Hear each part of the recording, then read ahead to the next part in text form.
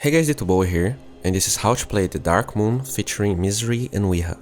As I am finishing this video, someone was finally able to win the mode, so if something I say here changed or is not considered pretty good anymore, relax and don't worry, more videos will be uploaded. So if you're watching this, I'm going to assume you already played some games of the mode. This is not something to watch if you're going in for the first time. To be honest, you will find a ton of useful information here, just don't expect me to explain everything from scratch. So this is round 1, there's nothing really fancy going on here. We does something pretty cool though. If you're unfamiliar with the mode, these creeps they walk very slow until they detect the presence of a hero close to them. Most people just get too close and drag a bunch of these guys and then it's very hard to fight them. But since Weeha is dragging just a few, he can easily deal with them without committing Flame Guard level 1 and having something like a Stout Shield. Only when the second respawn of Baby Wargs comes, he commits the Flame Guard, taking a lot of care to kill them before they can reach him. They get to second round, and if you don't know, every shop sells everything, so you don't need to bother going back to base to finish your items, you can buy them here. This round is also very simple. What you need to be aware here is the huge damage that the Dazzle Heal can do. Tusk plays this perfectly, he uses shards, but doesn't bother going on the chickens. You want to damage the dazzles and then somehow interrupt or kill them before they commit the heal. The stun from Snowball cancels the channel time and they easily kill him. Another important point to notice on Tusk and Winter is that since their wave clear is ultra dependent on having mana, purchasing Stick after the first wave is very good. It can be the difference between committing to a shrine or not. And it's cheap and cost effective.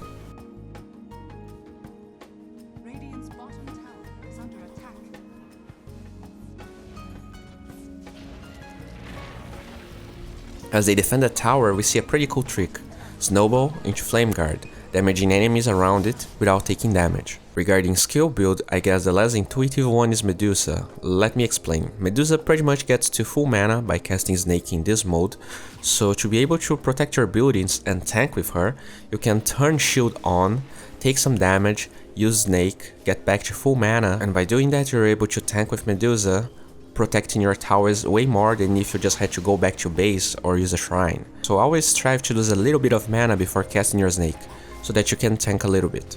But take care or else you will be out of mana. In the third round, their team struggled quite a bit, but it's understandable. They're going for a very greedy build, Battle Fury on PA and Amber. When I was playing, pretty much every PA felt like going Vlad's first item, but since Tusk has that role, she's able to go for greedier stuff. And I do feel like it pays off in this game. Buybacking in these early levels is fine, if that means you can get past the hard levels without buybacking. Because I guarantee you, the Invoker boss definitely needs every buyback you have. And I mean, Winter is going for Octarine first item. And oh, just a reminder, while this video will give you some ideas and tips on how to reach the level 15, you can clearly see that they lose tons of towers, meaning that they don't get the best score early. If your goal playing the minigame is maxing points to redeem bonuses, maybe this is not a guide for you. Now that we are on round 5, you can see that even we purchased a magic stick. The only two heroes that didn't are Medusa, that gets free mana with Snake, and PA, that doesn't need to spend a lot of mana, and at least has a Perseverance. Now this clip is really amazing. We see Tusk being very good at getting gold from Chicken. First he blocks him with shards, then when the shards are about to be over, he kicks him back to be able to use shards again. Even though he doesn't quite get it the second time, we stacks get a bunch of extra gold here. There's still a debate whether the amount of gold you can get is capped, and I feel like it is, but even if it is, this is an easy way to get the maxed amount of gold with Tusk. After this we can see that PA already has her BF, and guys, please max Blur instead of playing Strike for God's sake. This allows you to go for this greedier build without needing to go Vlad's. Medusa and Tusk are going for Maelstrom. That only helps them deal with the creep waves later on, since their nukes are not enough to clear waves past level 10, but Mjolnir is crazy good against the Invoker level, and to be honest, against pretty much every later wave. If you don't know, this Warlock stage is all about focusing the Warlocks. The Golems are way stronger when they are alive and close to them, so don't try to focus those beautiful demon babies. I really like how Winter always uses Winter Curse to kill one of the fathers, and the way Medusa tries to use those high ground locations in her favor. They also use the shrine pretty well. Seriously, pay a lot of attention on how Medusa kites everyone while PA and Tusk can manage the Warlocks with their positioning skills. Because with Medusa healing so much mana, she ends up being a tank, even though it doesn't feel like it, and she's kinda immobile, so the other heroes can go for the important targets. Okay, so Ivern has Octarine Core now. Why the heck did she went for this item? Why not Greaves? Please report. While the first aspect of Octarine Core is that combining that with the cooldown reduction talent, you can use your ult on a ton of different stages to kill important targets that can sometimes be pretty hard to focus. You saw him using it tons of times in the last fight, and Octarine Core amplifies that, but it also reduces the cooldown from the regen, and since he has so much regen all the time, and that regen leaves his allies immune to physical damage, not only it's a great way of kiting and controlling pretty much every creep while they deal with others, it's in a lot of ways superior to Greaves. So that's why I think he went for that. And oh, in the later portions of the game, you need to have Bloodthorn. By having the cooldown reduction, it means you can spam it even more. And even though they struggle a lot during the early game, they handle this very easily if you compare it to the games I played. And oh, just one quick note, since we're talking about being greedy here, for the love of God, don't go Midas, you don't get extra experience from it. It just sucks. In the Tidehunter round, Winter Wyvern doesn't hold his ult at all. He always uses it to kill some small Tiderinos. One thing I noticed from their plan is that when only one person dies, like we died in an earlier stage, they try to ignore that person if it is too far away, and they keep fighting. But with Till Dead, they don't wait until the situation is too grim, they instantly buy back on PA. One interesting aspect I noticed in this round is that the Uber Tidehunters come from all gates except the one in the left very close to the base, so they put a lot of emphasis in fighting the normal creeps, leaving those big tides to the end. They are strong, but alone they don't offer so much danger. The problem is when the combined disable from them and some extra creeps are present at the same time. I feel like I need to give more feedback about their item builds. Tusk went Vanguard before Mjolnir to be able to keep tanking. I feel like a lot of players go too defensive early on, and sometimes they lose the later stages like this one because they have sustain but not enough damage. So he doesn't even bother going for the upgraded Vanguard. Weaver is still going towards her Bloodthorn, and PA went Maelstrom before Desolator. Nothing too crazy going on. This is one of the most annoying stages, especially if you don't have the best gap closing lineup. Pay attention how their 3 melee cores have displacement skills. They are able to dodge the catapults with Snowball, Blink Strike, and one interesting aspect of their play that changes here is that they go S5 to deal with the catapults. There are too many creeps and annoyances, so it's easier to go S5 and take them down ASAP without risking you dying in an isolated part of the map, while your team ends up unable to go past the army of meeples to kill the catapults. And I mean, those catapults are ultra strong. There's a very big chance that if you commit alone or as two, you will both die. So great play coming from them, especially because it takes some time until new spawns show up in the map. So this is one of the stages where there's really no reason not to group up. It can be kinda scary because you don't have vision of the catapults and you might feel like waiting for them to go forward is better, but as time goes on and more spawns show up, it gets even harder to go on them. But you need to take care with those towers and fighting in a crowded space. PA dies because of it. The Vanguard, Vlads and Maelstrom build, while wonky at first sight on Tusk, allows him to deal pretty well with those catapults and creeps. Their damage is not too much higher than the block from Vanguard, allowing him to slowly chip away the catapults while dealing with the projectiles with Snowball. When they go for round 10, they use a pretty smart distribution of people.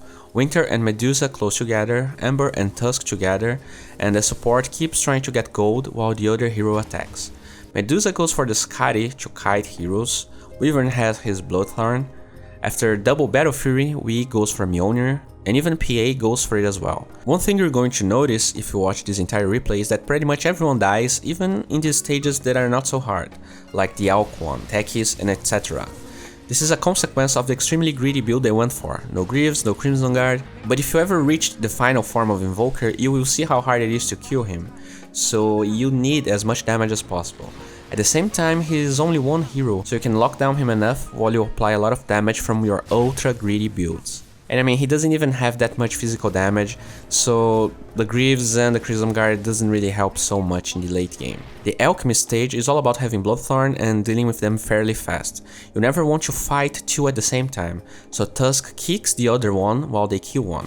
The secret to killing this Alchemist is always having Bloodthorn ready for when the Alchemist uses stun, while at the same time killing him fast enough before he pops ult. Most teams that reach this stage struggle a lot because they focus too much on either survivability or they went too heavy on spread damage, and you really need Bloodthorn here to win against them. That not only increases the damage on the Elk, but cancels the stun. In these later stages of the game, Tusk proves to be very useful. Not only Snowball can dodge the stun, but the ult can take one of the Elks away so that they can focus only one. The techie stage is very easy if you understand what they do. One of them places landmines while the other one jumps at you, kinda like the new techies. Two things I want to mention. The first one is that the huge invoker doesn't start attacking everyone as it spawns. It will only attack if you attack him, so they finish some items before starting. They learn their level 25 talents. I'm not sure if I talked about it, but in this minigame you can deal damage to the unit Winter Wyvern ulted, so it's pretty cool to see him using it in a way that his team can focus the damage they have with their Bloodthorns.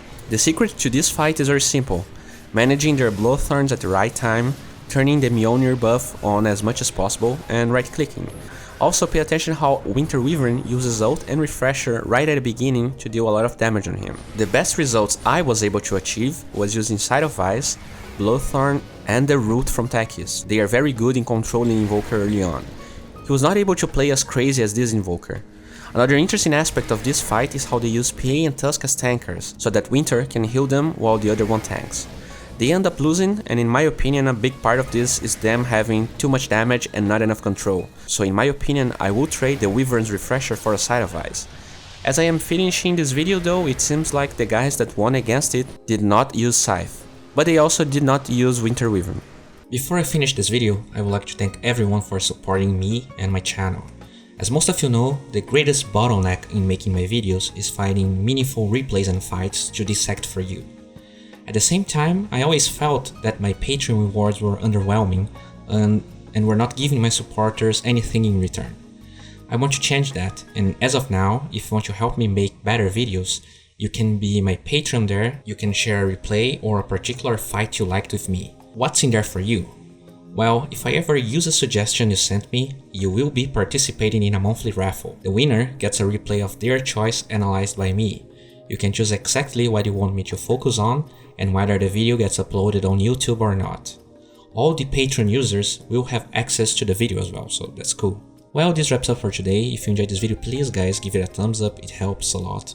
If you want to see the extended version of this video, please check the link in the description, and I can't overstate how this video would never be possible without the huge help from the Pugna guys, so please show them some love. Pugna is a platform where you can learn from people like Chessie, Fogged, Slasher, Monib, and get better at the game. They have now great content on 7.0.0, and if you want to raise your MMR, it's a great time.